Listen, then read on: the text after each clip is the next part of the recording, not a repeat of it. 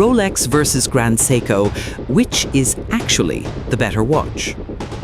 Rolex, the king of luxury watches, the symbol of success, the watch everyone wants.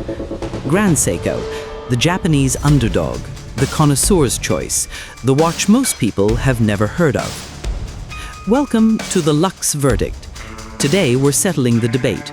Rolex Submariner versus Grand Seiko Beaver. Same price range, same purpose, but which is actually the better watch? And I'm warning you right now, the answer is going to piss off a lot of Rolex fans. Let's find out why. Round 1. Design and finishing. Let's start with the cases. The Rolex Submariner uses 904L stainless steel, a proprietary alloy that's highly corrosion resistant. The case finishing is excellent, brushed on top, polished on the sides. It's clean, functional, and iconic. But here's where Grand Seiko pulls ahead. Zaratsu polishing. Zaratsu is a traditional Japanese polishing technique that creates distortion-free, mirror-like surfaces. Look at this Grand Seiko case under macro photography. It's flawless. No distortion, no waves, just pure, flat reflection. Rolex's polishing is excellent, but Grand Seiko's Zaratsu polishing is objectively superior. Now, let's talk about dials. The Rolex Submariner dial is iconic, simple, legible. The applied indices are perfectly executed. The Mercedes hands are instantly recognizable. But look at the Grand Seiko dial. Every single index is multifaceted and hand-polished. They catch light from multiple angles, creating a three-dimensional effect. The dial texture, whether it's the snowflake or white birch pattern, is executed with incredible depth. Rolex dials are clean and functional. Grand Seiko dials are works of art. My verdict for round 1, Grand Seiko wins on finishing. The Zaratsu polishing and dial craftsmanship are simply better. Round 2, movement and technology. Round 2, the movement. This is where it gets interesting.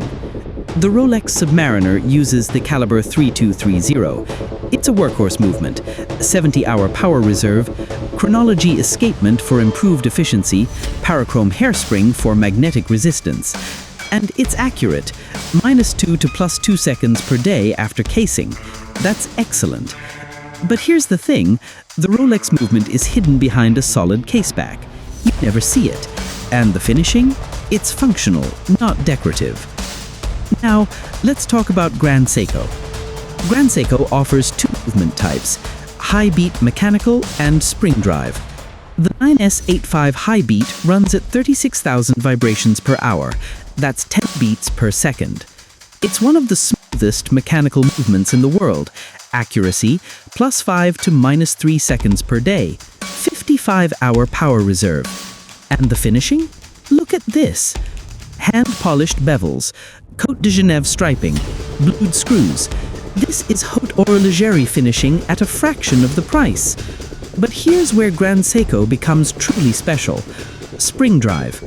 Spring drive is a hybrid movement. It's mechanical, powered by a mindspring, but it uses an electronic regulator instead of an escapement. The result, ±1 second per day. And the seconds hand glides instead of ticking. Watch this. That's not a quartz movement, that's a mechanical movement with electronic regulation. It's the most accurate mechanical watch technology in the world.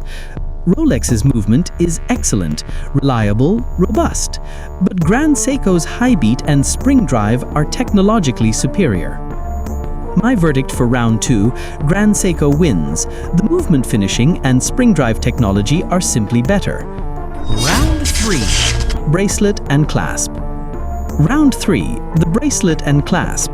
This is where Rolex fights back. The Rolex Oyster bracelet is one of the best in the industry. Solid links, no rattle, and the glide lock extension system is genius. You can adjust the bracelet length in 2mm increments without any tools. It's perfect for hot days when your wrist swells, or cold days when it shrinks. This is brilliant engineering. Now, Grand Seiko. The Grand Seiko bracelet is well made, solid links, good finishing. But the clasp? It's basic. Most Grand Seiko divers have a simple fold-over clasp with a single micro-adjust hole. That's it. No tool-free adjustment, no glide lock style system. Some newer models have improved clasps, but they're still not as good as Rolex. My verdict for round 3, Rolex wins. The glide lock system is unmatched. Round 4, price and value retention. This is where things get complicated. The Rolex Submariner 124060 has a retail price of around 9,100 euros. But here's the problem, you can't buy one at retail. The waitlist is 2 to 5 years. So if you want one now, you have to go to the grey market. And on the grey market, a Submariner costs 14 to 16,000 euros. That's a 70% markup for the same watch. And here's the controversial part. Rolex has created this artificial scarcity on purpose. They restrict supply to maintain hype and drive up secondary market prices. Now, Grand Seiko. A Grand Seiko diver with spring drive, like the SLGA 009, retails for around 10,000 euros, and you can actually buy one. No waitlist, no games. But here's the downside. Grand Seiko watches don't hold their value as well as Rolex. Buy a Grand Seiko for 10,000 euros, and in 5 years, it might be worth $6,000 to $7,000. That's a 30 to 40% loss. Buy a Rolex Submariner at gray market prices for 15,000, and in 5 years, it'll still be worth 14,000, maybe more. So which is better value?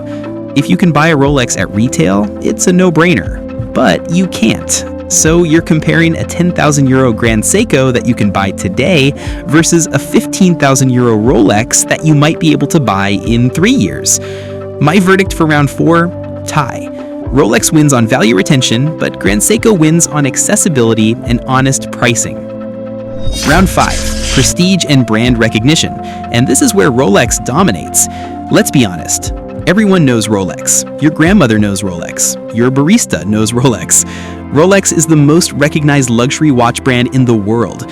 When you wear a Rolex, people notice. It's a status symbol, a flex, a signal that you've made it. Grand Seiko? Most people have never heard of it. You wear a Grand Seiko and people ask, is that a Seiko? Yes, technically, but it's like comparing a Toyota to a Lexus. Same parent company, completely different product. Grand Seiko is the watch for people who know. It's the if you know watch. It's the watch that gets compliments from other watch collectors, not from random people at the grocery store. So which is better? That depends on why you're buying a watch. If you want recognition, prestige, and status, buy a Rolex. If you want craftsmanship, technology, and the respect of watch enthusiasts, buy a Grand Seiko. My verdict for round 5, Rolex wins on prestige, but Grand Seiko wins on substance. The final verdict. So after 5 rounds, we're tied, 3-3. But here's my final verdict. If you want the better watch, the better movement, the better finishing, the better technology, buy Grand Seiko. If you want the better investment, the better brand recognition, the better value retention, the better status symbol, buy Rolex. Rolex is the icon, the legend, the watch that everyone wants. But Grand Seiko is the watch that watch collectors want. And here's the truth that Rolex fans don't want to hear. If Rolex didn't have the crown logo on the dial, and if it was called Swiss Seiko, it would be worth half as much. You're not buying a Rolex for the movement. You're buying it for the name. And there's nothing wrong with that, but let's be honest about it. My final verdict, Grand Seiko is the better watch. Rolex is the better brand. Choose accordingly.